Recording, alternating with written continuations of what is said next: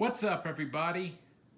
Well, today I'm bringing you another segment of a series that I call the FrankenHoover, where I take and reconstruct Hoover Elites and basically test my creativity out of it. So today, this project was really not that special. Right here, what you see may appear like a normal hardbag Legacy, but if you actually know this model, something looks a little bit different. More so if you look at it from the top. But looking at it from a distance, you could barely tell that anything was done to this. It looks like any other hardbag Legacy out there. But anyway, I did this mainly to make it look a little more downscale. In other words, basically it lacks the handle-mounted power switch and the fresh scent tablet on the top of the bag compartment, which was a thing for older Legacy Elite uprights, that some low models did not have the handle-mounted switch. They did have the deluxe handle grip, though, and some didn't even come with a scent tablet on the bag check indicator. So anyway, as we move down here, you have your typical Legacy lettering right there. It says energy efficient, 99.9% microfiltration, down to 5 microns. And let's look at your bag right here. It's the HEPA generic type A bag. These bags are very large. You can pack a whole lot of dirt into these guys.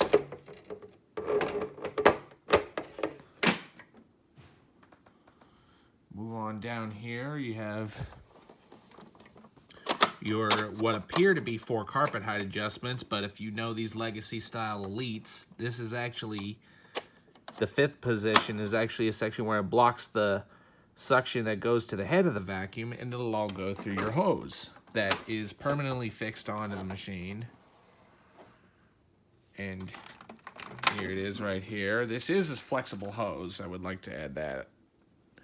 So it does look a little bit nicer, and definitely has more of a reach than the plastic hose on lower end models. Sorry, I may have zoomed out there and lost focus for a second there. But here's your extension wand right here.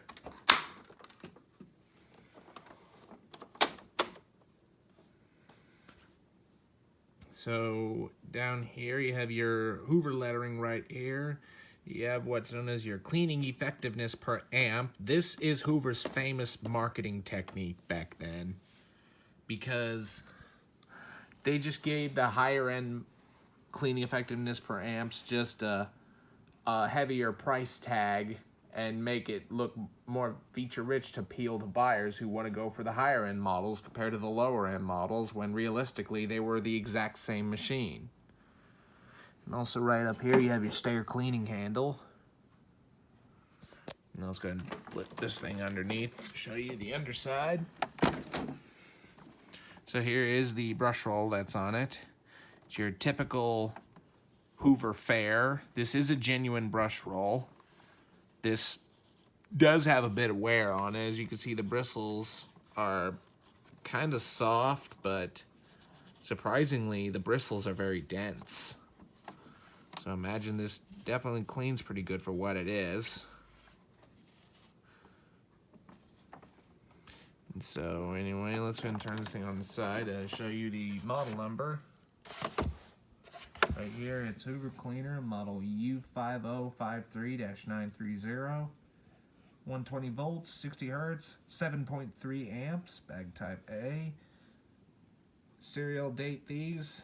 The first 4 digits I could tell you decode the month and the year, so 0893, so this vacuum was manufactured August of 1993 for household use only, made in the USA. That is one thing I love about these old Hoovers, is that they're all American made. You will never see anything that's American made these days unless it's over $1,000, because everything is now being made in China.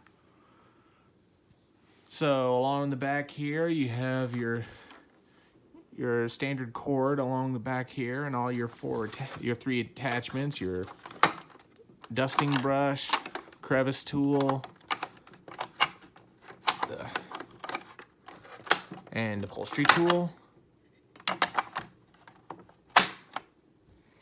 And another thing about these older Elite uprights is the bodies on these are actually gray instead of black like later models. I think after 1994 they started doing them with a black body, which right here is your side-mounted power switch.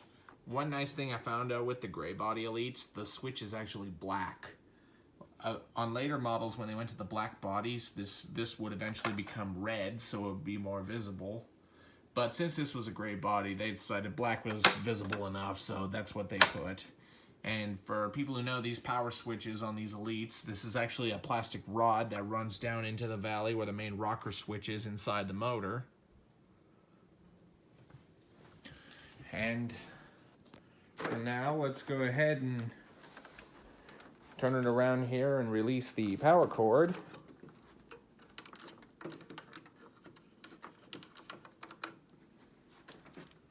Cord is fairly long on it. Not really the longest by any means, but it's got to be at least be in the high 20s in feet. So let's go ahead and plug it on in. And now we're going to go ahead and turn this thing on and demo it for you guys. Also, another typical Hoover Elite fare is that the noise this thing makes when they're running. These things are pretty loud, so headphone users, I advise turning your volume down for this. So here we go.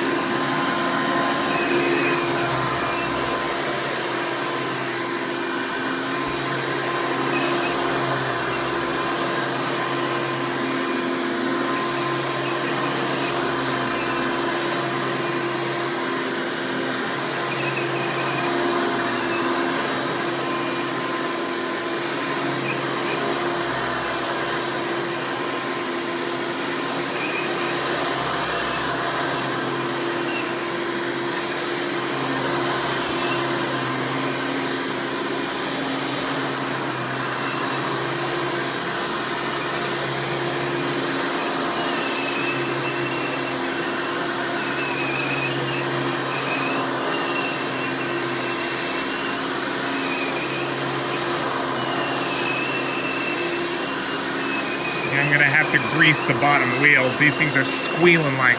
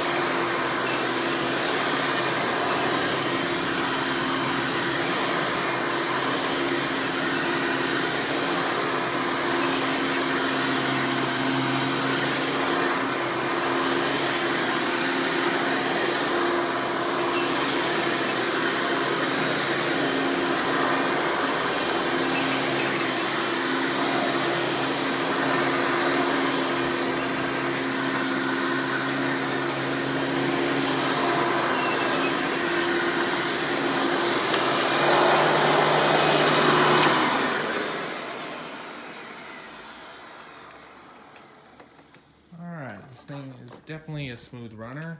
Only thing I need to do is to grease the bottom wheel's axle, because the front axle squeals when it wants to. And before we end the video, let's go ahead and give you a demonstration of the tools. Move the carpet height adjustment to the highest setting to give you hose suction.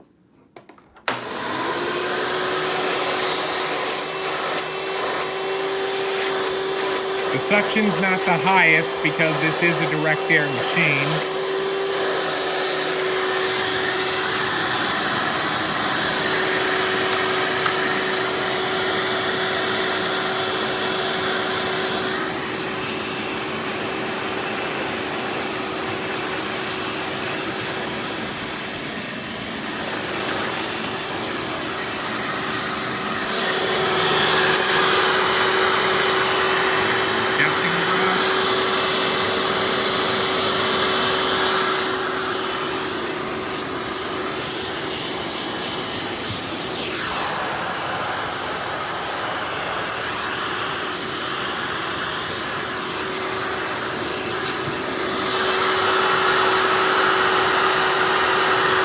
Crevice tool.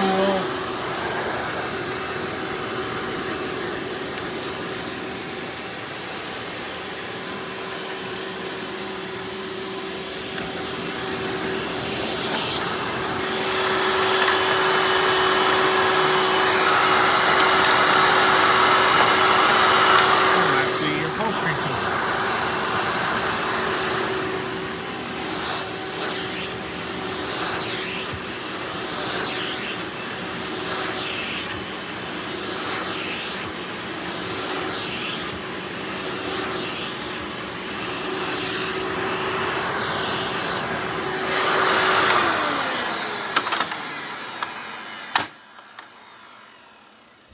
Just gonna put everything back.